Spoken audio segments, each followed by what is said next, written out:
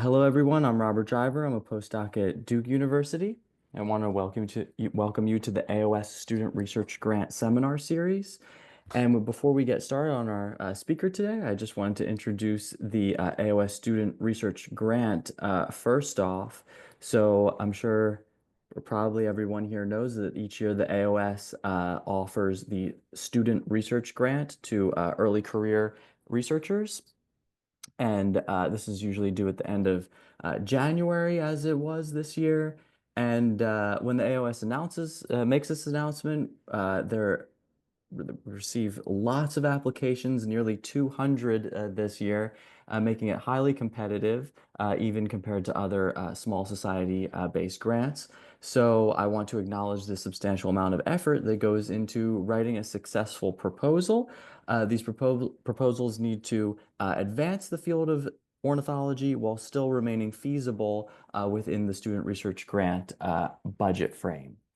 So the AOS Student Research Grant Seminar Series celebrates the challenging and innovative work of the AOS Student Research Grant recipients by sharing the AOS-funded research to AOS members. And this is sort of inspired by we have this grant and we the AOS gives this grant out to so many talented projects, but then often we don't, as members, hear back about the research that was funded. So this is an opportunity for us to do that. And so each week during this spring semester here, we will showcase the research or research plans of a 2023 or 2022 AOS Student Research Grant winner in a seminar style format. And so we have one seminar each week for 15 weeks. And I want to thank everyone for being here today, the AOS and the AOS Student Affairs Committee for their support and input. Chris Ann Handel for all the work putting in the flyers and organization, Ramona Fletcher as well for being here, and special thanks to Varalika, our speaker today. So before we turn our attention to Varalika's research, I just wanted to mention to please put your microphones on mute.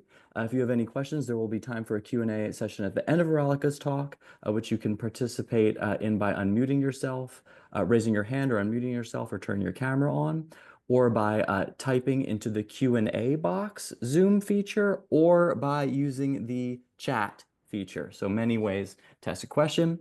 And I'd like to remind everyone this is an AOS sponsored event and that all participants are required to follow the AOS Virtual Meeting Event Code of Professional Conduct. And I will post a link to the AOS Virtual Meeting Event Code of Conduct in the chat, as well as a contact information for the AOS Student Affairs Committee if you have any questions, as well as a third link, which is to a post-evaluation form so you can give feedback for the seminar, help us make it better as we move along here with this weekly series. Okay, so Varalika Jain is currently a Ph.D. Candidate at the University of Vienna, coming to us all the way from Austria here. And Varalika's academic career began at Sha Tin College in Hong Kong, where she received an IB International Baccalaureate degree. And Varalika continued to earn a BS in Biological Sciences from Imperial College London, working with Dr. Joseph Tobias. So following graduation, Varalika worked as a technician monitoring echo parakeets on Mauritius. Sounds like incredible work. And Varalika then went on to earn her master's degree in conservation biology at the University of Cape Town, studying how human activity influences behavior in ravens. So her master's research is published in movement ecology. And Varalika then started as an independent researcher with the Peregrine Fund, where she worked with lead exposure in condors. And this is what the AOS Research Award was applied to and what we'll hear about today. In 2023, Varalika began her PhD at the University of Vienna, working with Dr. Petra Sumasgutner, where she studies movement in eagles in relation to human activity. So I will turn it over to Varalika for her talk, Impacts of Lead Exposure on Movements of California Condors. Thank you so much, Robert. Yeah, that was quite the introduction. I just want to say that I've been very fortunate to have traveled to so many places to receive my education. And yeah, it's been quite a journey to get here, but what's still keeps me going is this general theme of understanding how human activity affects wildlife, and the group of animals that have really captured my interest are raptors. And sort of in this process of exploring this topic and specifically working with movement data from GPS transmitters that are put on these wonderful species. Yeah, I applied for the American Ornithological Society grant to study the California condors, not knowing too much about the condors other than they were once extinct in the wild and their populations are now recovering. And I just thought that, wow, this is really an incredible and unique system where condors are still yeah, still very threatened because of human activity, because of the lead that they are exposed to in the landscape. And that was the motivator for this research to try and understand how can we use movement data to develop our knowledge on lead exposure impacts on the condors. So just a little bit of quick history. In 1987, condors were declared extinct in the wild, and 27 individuals were brought into captivity. In captivity, they underwent a captive breeding program and release programs, and this was very, very successful. And now there are free-flying individuals and populations ranging across the landscape. And unfortunately, what still happens is the condors encounter contaminated carrion that have been shot with lead bullets. And because they are obligate scavengers, they depend on feeding on carrion to sustain themselves and end up ingesting lead fragments from the bullets, and therefore end up with lead poisoning. And symptoms of lead poisoning involve incoordination, weakness, and immobility. And this is really a problem. It's the primary reason that California condor populations are not viable or self-sustaining. Um, and so we need to really think about how to tackle this issue from multiple angles. And the angle at which I wanted to do this was looking at movement data. So as I mentioned earlier, the primary lead exposure pathway is through the ingestion of lead fragments and pellets. And because the condors are also a socially feeding species, one contaminated carrion is capable of poisoning many condors. And over here, I'm not sure if you can see my mouse, but this is an X-ray showing a lead fragment inside a condor. Detecting exposures through field testing is complex and resource intensive. So currently, the way in which the condors are tested for lead poisoning is that they need to be recaptured. Blood is drawn from them, and then using a machine in the field, the amount of lead in their blood is measured. And if it's higher than a certain threshold, then they are taken into captivity for chelation therapy, which is an intensive therapy that occurs over multiple days to rapidly bring down lead levels in the blood. And the question I was exploring is, can we use GPS inferred movement behaviors as an alternative to field testing to detect lead exposure? So if the condors are exhibiting symptoms of declining health, does this reflect in their movement patterns? And can we detect these signals in order to um, either target capture some individuals? So we're not relying on luck as to which individuals are captured or not. And can we also do this early enough such that the condors do not get to a point where the lead is already at a very high level in their blood? Birds that have large ranging behavior are more likely to be lead exposed than birds that have smaller ranging behavior. This is something that we already know from the existing research in condor literature. So what I mean by this is because condors are released back into the wild from captivity, they initially are getting familiar with their environment from where they are released. So they exhibit smaller movements. There's also supplementary feeding available at these release locations. So they move less, depend more on supplementary information, and this is also correlated with lower exposure risk. For the individuals that start ranging further and wider, depending less on supplementary food sources, but relying more on the carrion that they find in the landscape, research has shown that there is a correlation with increased exposure risk. So there is a little bit of movement already embedded within this framework of how condors are exposed to lead in the landscape and this relationship that they have to exposure risk.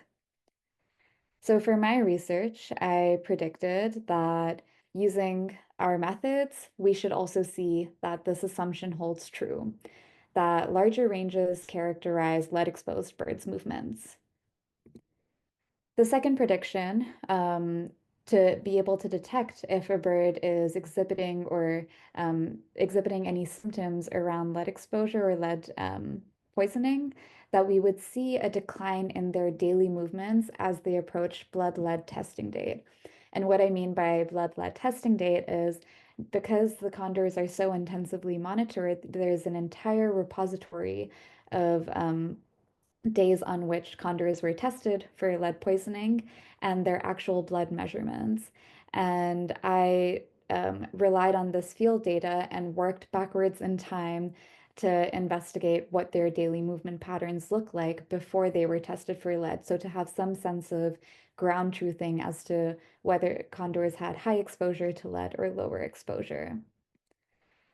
And then I also was interested in their relationships in space. So I predicted that non-exposed birds would overlap more with each other than with lead-exposed birds.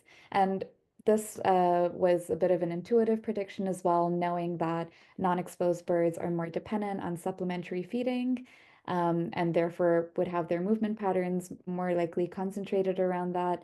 And then lead-exposed birds would encounter contaminated carrion across the landscape, and therefore their ranges would overlap more. So just to explain a little bit more what this prediction looks like, prediction number 2, that lead-exposed birds would decline in their daily movements approaching blood lead testing date.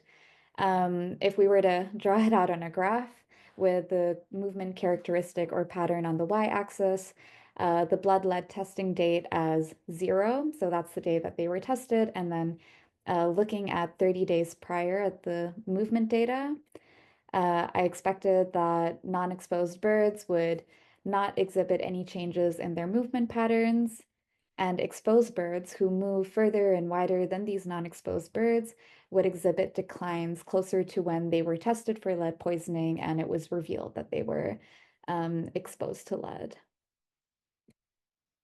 So yeah, they would have larger movements. And that links directly to prediction number 1 as well. I also predicted that non-exposed birds, so over here on the left, non-exposed birds would overlap more with each other than how non-exposed birds overlapped with lead-exposed birds, just based on how they use resources in the landscape. And then I also expected that the opposite would hold true. So lead-exposed birds would overlap less with non-exposed birds than they would with each other. I had 145 records of blood lead testing data from these yearly monitoring management methods, and GPS data from 52 individuals spanning from the 14th of January 2015 to the 29th of January 2023. So I had a very rich and abundant data set to work with. And I focused specifically on the condor population ranging in northern Arizona and southern Utah, and this makes up about 26% of the free-flying individuals. So in the 30 days prior to when they were tested for lead exposure in the field, I extracted the GPS movements for that period and first looked at certain metrics on a daily scale. So I looked at the average hourly step length. So the sampling regime of these GPS transmitters was every hour, and the distance between each GPS fix, so that's a location record with latitude and longitude data. So the distance between each of these fixes at a consistent temporal sampling scale was what I looked at. So the average hourly step length. I looked at the average net squared displacement as well. The net squared displacement characterizes sort of the straight line distance from the starting point of an individual's movements to every subsequent point that follows after that in its movement path or trajectory. I also looked at the mean square displacement, and the mean square displacement characterizes if I were to take the mean of all the location or all the longitude data and all the latitude data and take each distance of each point to that mean, I would get the mean square displacement. And then I also looked at the daily minimum convex polygon, which describes the sort of smallest polygon you can draw around the points of a movement path or a trajectory. And I looked at all of these on a daily scale to try and understand how are movement patterns changing day to day. And from the blood lead testing data, I was able to follow off some previous research that basically described lead exposure into three categories and then having background levels of lead. So background levels of lead were considered, or individuals that had background levels of lead were considered to be not exposed. And then anything above that was an exposure. And this varied from exposure, high exposure, to clinically affected. And clinically affected birds were taken into captivity for this chelation therapy. And the metric or the model that I used here looked a little bit like this daily metric on one side, the exposure category. So that's from the blood lead testing data within an interaction with the day prior to when the individual was tested for lead poisoning, and then incorporating age as a control variable. I also looked at ranging patterns and range overlap. And here I looked at their 30-day movement patterns overall, and then looked at sort of these pairwise overlaps using an autocorrelated kernel density estimate to determine what these range sizes look like, and then whether it was lead exposed birds overlapping with non-exposed birds or vice versa. And the model here was quite simple. It was the quantity of overlap as the response variable, and then the overlap pair or combination as the predictor, or the explanatory variable. So to the results, it was quite interesting to see that there were no obvious temporal trends as I had initially predicted. Um, and only the size of the minimum convex polygon varied by lead exposure level. So this was apparent for all the three categories of lead level exposure. So exposed birds, high exposure birds, and clinically affected birds all had higher or wider ranging movement patterns as determined by the minimum convex polygon to background level birds, but we did not observe any temporal trends. So this prediction that lead-exposed birds will decline in daily movements approaching to a blood lead testing date did not quite hold true for the way in which we analyzed the data. We also found that our results were consistent with this assumption that individuals with larger ranges will sort of characterize lead-exposed birds' movements. And we found that range sizes were the largest for clinically affected birds, then high exposure birds, and then background birds. We also found that clinically affected birds had their ranges concentrated more in a previously identified risk zone. So this is the Kaibab Plateau, which is described or captured by Hunting Unit 12A, and in looking at the range overlaps in relation to this, we can see that the sort of darker colors, which indicate more overlap, as we move from each exposure category, gets larger and larger within the Kaibab Plateau Hunting Unit 12A. And this is something that still indicates that this region is still problematic for lead risk for the condors. In terms of the range overlaps that we investigated, this is a little bit confusing, so I'll just talk you through it a bit slowly. At the top, we have the category from, so the range overlap from a background bird or from an exposure bird, high exposure or clinically affected bird. And then at the bottom, we have the type of individual that they are overlapping with. So what I have here in the green circles is how birds of all exposure categories overlapped with background level birds. And overlaps with background level birds was the lowest. So whether it was a clinically affected bird or a high exposure bird or a background level bird overlapping with another background level bird, this was always very low. And overlaps with lead exposed birds was the highest.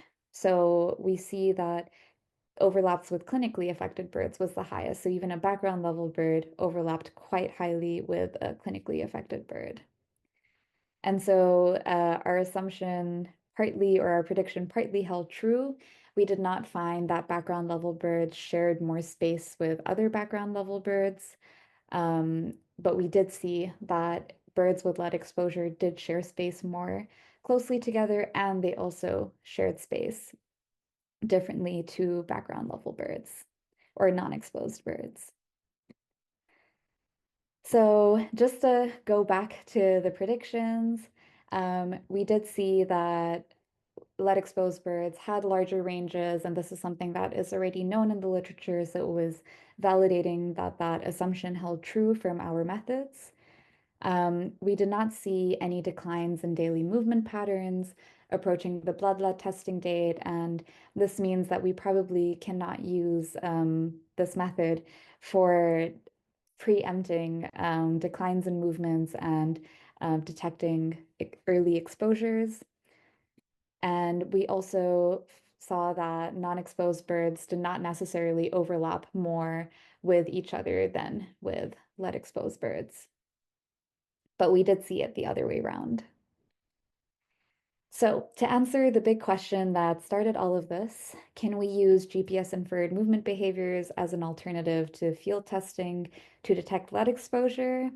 I think the answer from this is no, we cannot. But I would like to spend the last bit of this presentation talking about the ideas that came about from this research and what we can still take from it to advance the way in which we approach lead exposure management in condors using movement and GPS data. So to quickly talk about why we can't really do this, uh, well, first of all, there was a lack of temporal trends, so there's no way for us to know how to do a early post-exposure detection if there's no structure in the data to allow for us to do that. Condors, they engage in a lot of low energy flight, which can still allow them to travel far distances while sick. Furthermore, blood sampling or this data was just a snapshot in time. So we made a big assumption here that in the 30 days prior to blood lead testing, we might capture some exposure and that we would see these declines. But the truth is, we don't really know when true exposures occurred in the landscape. And condors can also, their blood levels can also vary, or the lead levels in their blood can also vary depending on accumulation of multiple exposures through time. The scale of movement sampling could have also been a bit too coarse to try and infer something meaningful about the physiological impacts on these birds. So focusing a bit more on finer scale accelerometer data that is at a second or even Hertz scale could be a bit more informative or sensitive to the kinds of movement changes that are true to the symptoms exhibited by the condors when they are exposed to lead. So for instance, a condor that is experiencing impaired movement at a very, very fine scale might be feeding differently or orienting its body differently. And this is the kind of data that an accelerometer, for instance, is quite good at revealing, but perhaps an hourly GPS location was not the one to reveal this.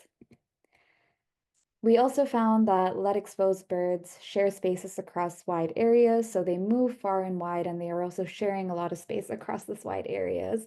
And I think it just speaks to the breadth of the conservation problem that we have here. And I would like to basically think a little bit about how can we use GPS technology as a tool.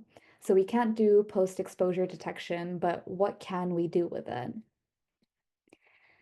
So more recently, I have been engaged with a platform called Move Apps, and I highly encourage anyone who's interested in just getting a feel for movement data to check it out. It is a platform where all you need is a MoveBank login and password. And MoveBank is a data repository where all of this data is available. Some projects are hidden if they are on very sensitive species, and not all the data is publicly available, but there is a large amount of data that you can access on this repository. And basically, through Move Apps, I wrote some code and put it up there, and Move Apps allows anybody, whether you know how to code or not, to basically log in and stitch together certain apps, so chunks of code that people like myself have written, and you can analyze your data completely without having to code yourself. And one of the ideas that I had that the Condor is inspired was perhaps we can actually just have these longer term routine analyses to monitor when our individuals developing larger ranges. And so I wrote this app that basically computes kernel density estimates on a weekly or monthly scale. And I ran it for one of the condors. And this is on a weekly scale, and you can just see how their range sizes fluctuate. The blue line is the 95% KDE, and the red line is the 50% KDE, and it's just a way to describe how far and wide are they moving. And so if, for instance, we're interested in the development of wide-ranging behavior, we can see that we can set a threshold to alert us when are certain condors ranging far and wide, and then keeping a close eye on these individuals if they potentially encountered carrion in the landscape and are at a greater risk of lead exposure. One of the other ideas that was, I haven't written any code for this yet, but another question we can ask is who is entering a high risk zone, when, for how long, and with whom? And as you can see, movement data is incredibly dynamic. But what we can do is we can put in hunting unit 12A as a polygon and look at which individuals intersect with this polygon, their time of entry, how long they stayed there, and then when they exited the polygon.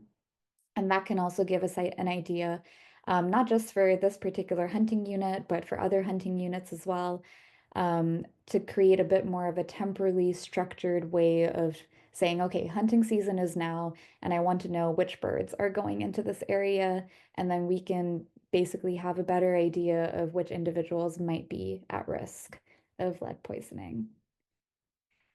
And with that, I would like to thank many people. First, Petra Sumaskutner, my supervisor for my PhD, and Chris McClure, who supervised a lot of this work that we did together through the Peregrine Fund and using Peregrine Fund data, and other members of the Peregrine Fund, including Chris Parrish and Tim, various national park staff, field teams, and vets who have done incredible amounts of field work. And if anyone's done field work, you probably know how much effort goes into this. And it's not just tagging the birds with GPS transmitters, but also capturing them for blood lead monitoring. And yeah, it's a lot of work there. I also received the Wings to Fly Award from the Raptor Research Foundation to present this research at the conference last year. So that was a pleasure. And of course, the American Ornithological Society for supporting this work. I didn't think a student-supported research project could go so far, but I'm very happy that our research is now under review in the journal Ecotoxicology. So keeping my fingers crossed that that turns out well. Thank you. All right, thank you so much for a great talk, Varalika. Really enjoyed it. Uh, was hoping it was going to be the be all end all solution for lead monitoring, but it's more nuanced and it's a great step forward. Um, so yes, if anyone has any questions, we have a nice audience. Feel free to type in the chat or in the Q&A box, or as I said, I believe you have the ability to unmute yourself, or actually I have to do that. I'm sorry. So I'm going to now, Nilly has her hand raised, so I'm going to have her ask a question. All right. Okay, go ahead. Can you hear me? Yes. Yeah. Hi. I really loved the lecture. Thanks a lot. It was really interesting. I'm actually working on a similar topics with griffon vultures in Israel and Spain. Now I started working on lead, but previously on pesticides and NSAIDs, non-steroidal anti-inflammatory drugs. We have problems with both. So we're working on similar things, but did you check like where they were landing or just the areas they were? Because what we're doing now is sort of similar to what you said at the end of the lecture with geofences. So we're looking at who lands in the geofences, and actually it's attached to an app that goes to the rangers. So they look for the animals that are landing in areas where we suspect there might be poison or, like carcasses that are left that might have been shot or drugs or like lead, pesticides, or NSAIDs. Have you looked at like places they're actually landing? No, actually. So the yeah, it was as part of the methodology for this project, it was in question of whether we focus on both data where we can see that the birds are actively moving and also um, stationary periods. So Yeah. it's funny because I did look at a lot of ways in which we could try and answer this question and also ran things like hidden Markov models to distinguish between different kinds of movement behaviors. But in the end, we still felt that the best approach to answer our question or to test our question was more of a temporal element. But Hmm. I think that's a really good point that you bring up, like thinking about how can we basically focus on like more stationary movements, who's landing where, and then also the probability of certain behaviors associated with being stationary, such as feeding, and working backwards from there.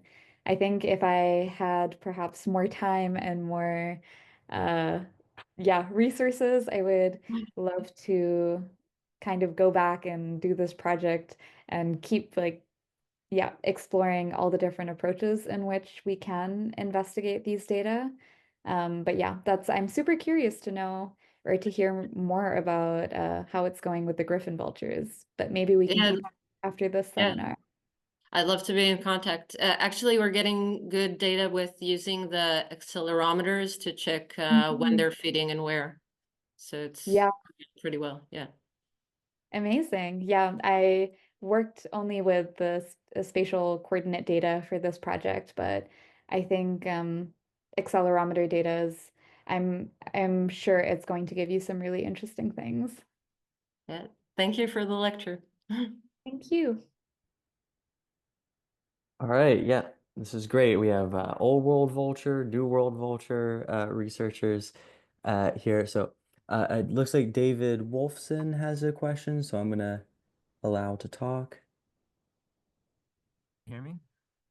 Mhm. Yes. Mhm. Yeah, great. Thanks. Yeah, thanks so much for the talk. It was really interesting. So I just finished a PhD working with trumpeter swans, looking at movement-related questions, and we sort of threw in testing for lead as a kind of Mhm. afterthought because it's such a big issue with lead poisoning. And so I would take blood as I captured and GPS tagged each swan. And so we didn't have any of that pre-data, only post. Yeah. And so not knowing where they picked up lead or, necessarily like how long it stays in their system. But there was accelerometer data. And although it feels quite limiting to like kind of what analyses I can do. I mean, obviously it's great that you had data, before and after Mhm. potential exposures. So I was just curious a couple of things like how you decided um so to test each vulture, if that was only based on the movement or if there was like kind of like baseline testing as well. And Yeah. then how you said that it seemed that more fine scale things, like maybe with accelerometer data would be a better way. So I was wondering if you had thoughts about like looking at lower energy profiles or if there's things specifically that you think would be like kind of better routes to explore. Thanks. Yeah.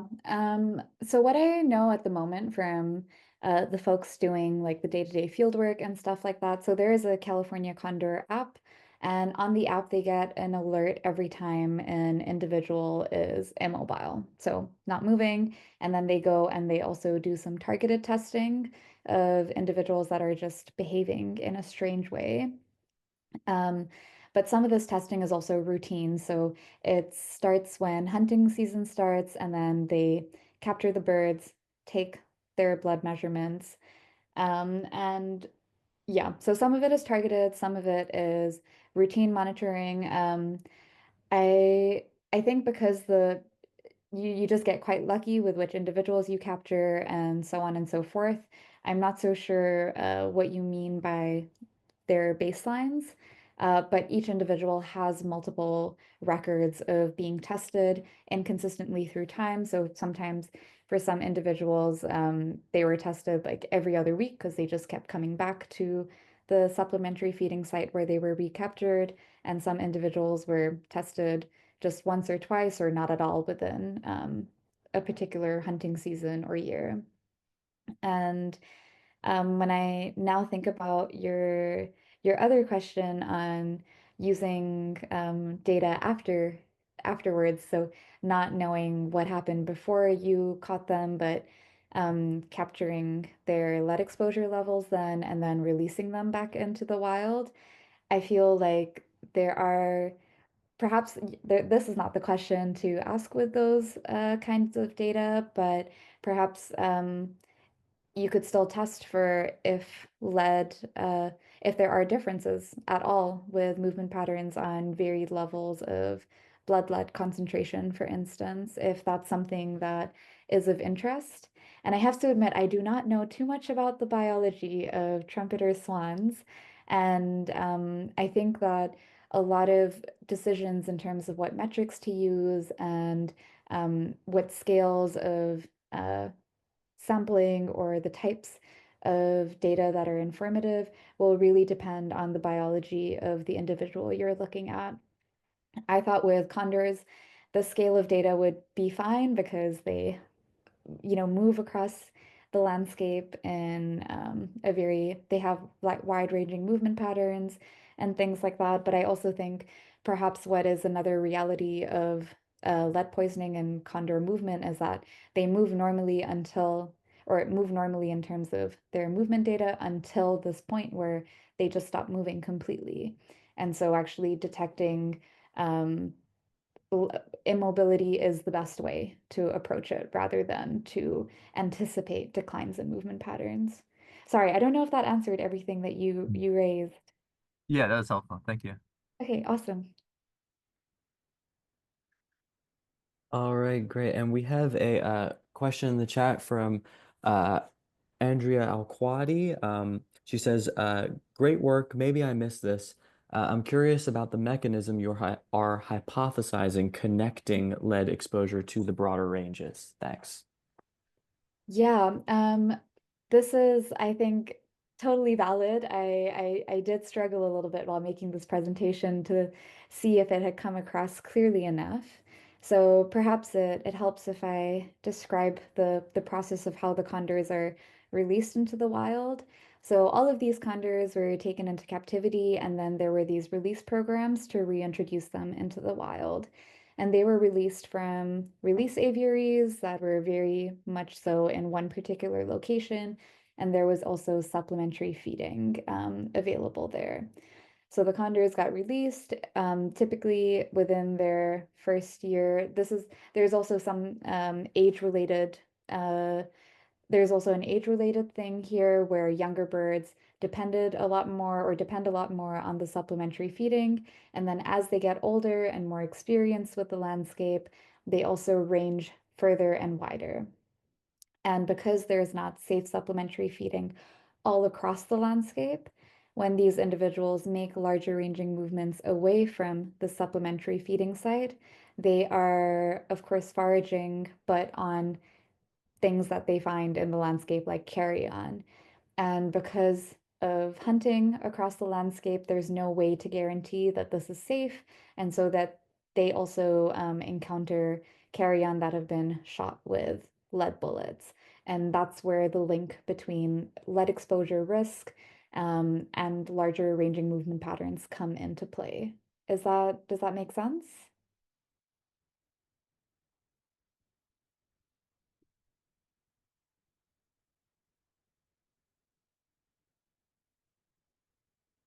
Sorry, Robert, you're Yeah, muted. yeah, sorry. I meant it's a he. I apologize for that. Sorry about Uh, that.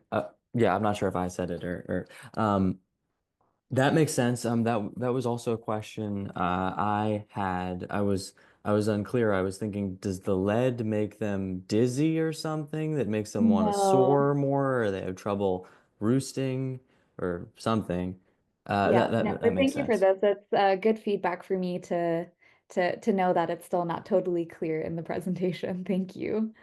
Well, yeah, or no, it's a complicated system, so that makes a lot of sense.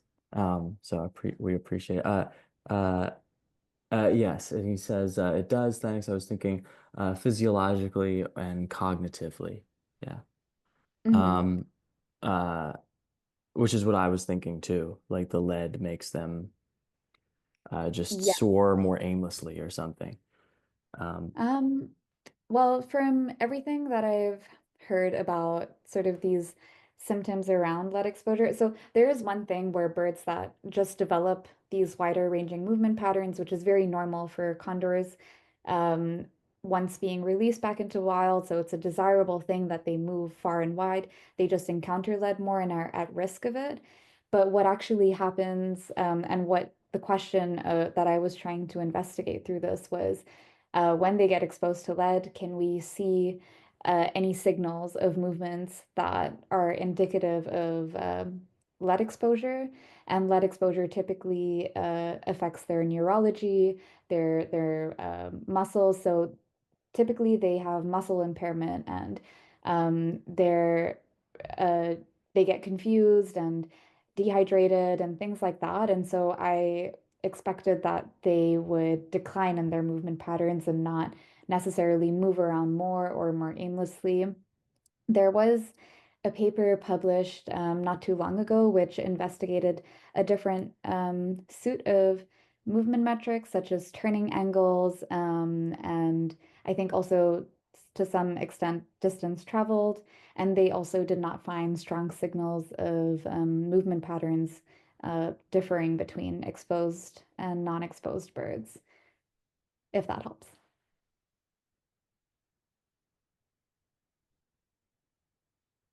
I think it does. Okay. Yeah. Just looking for questions here. I'll ask a question. So their blood is monitored every 30 days. Is that No, okay? perhaps I didn't mention this. The half-life of lead in a condor system is about 13 days. And so I just doubled that to about roughly 30 days to try and capture any potential exposure that could have happened before they were tested for lead. So the condors are tested opportunistically and also just Okay. when they are around the supplementary feeding during this period where hunting season is occurring and the monitoring is quite intensive. But the 30-day period prior to when they were tested for lead is something that I define knowing the half-life of lead in their system. Okay, yeah. I was wondering if if you had any birds that were measured that you had two measurements from, and then one measurement doesn't have lead, and then the next measurement does have lead, and then you only use that sample. You probably already thought of this, but you only use that sample for your second prediction, so that you Yeah. know that they got the lead in between the sampling and to see the reduced range. Yeah, that was definitely a consideration and one of the many side roads I took before coming back to this. It just got a little bit complex in defining what an exposure is, basically, whether we use this absolute lead level difference, because then it's also making a decision between how much time has sort of needs to pass between testing dates. So do we consider it to be an exposure if there was 60 days in between and there was an increase in lead level, or 30 days? And Mhm. yeah, there was some complexities around it, but again, absolutely valid and something that we did consider. And it would be quite interesting to have also just a subset of the data to focus on these likely exposure events as well. Yeah, great answers to all of the questions. Good questions, everyone. Uh, I think I'm looking at all the ways to answer, to ask, excuse me, ask questions, and I think that uh, just about does it. So Perfect. that's the case. I want to thank you so much, Varalika, for being here, Varalika Thank for being you. here, and thank everybody for attending. And we really appreciate it. What a great species and great system. And we will see everybody here next week. So thanks a lot again. Perfect. Thank you. And feel free to get in touch even if you have general questions about the grant application and the procedure. I would be more than happy to share or respond to that as well. Thank Yeah, you. that's great. Or the coding as well, if you want to get involved in that too. So a lot of resources here. So thanks a lot, and really appreciate everybody for being here. See ya. Thank you. Thanks so much.